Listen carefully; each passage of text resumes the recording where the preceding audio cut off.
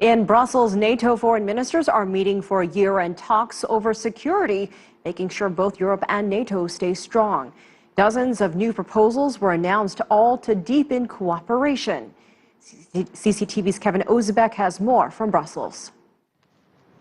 As day one of this two-day meeting of NATO foreign ministers ended, the EU's top diplomat Federica Mogherini and NATO Secretary General Jens Stoltenberg says there's about 40 proposals on the table that are designed at making the EU-NATO relationship much stronger.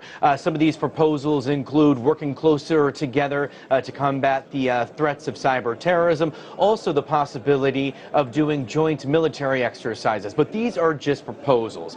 Really, though, what this is a message not just to the United States, but more specifically to U.S. President-elect Donald Trump. While he was campaigning to be president, he made it very clear that he thinks European countries are not spending enough on defense. He said during these campaign stumps that it angers him that the U.S. accounts for 70% of NATO spending. So what we're seeing here is the EU show that it is committed to boosting its defense spending and that it really wants to be a key player in the NATO alliance. Let's listen to what Secretary Jens Stoltenberg said Tuesday here in Brussels.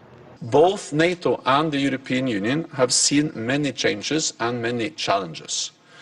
But throughout the decades, they have proven robust and adaptable.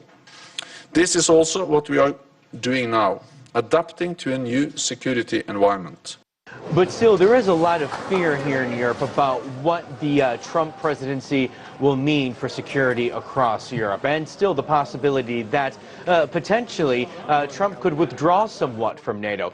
But Secretary Stoltenberg is trying to subdue those fears. He says just a few weeks ago he spoke on the phone with President-elect Donald Trump, and that during that phone conversation, Donald Trump did pledge to maintain America's commitment to NATO.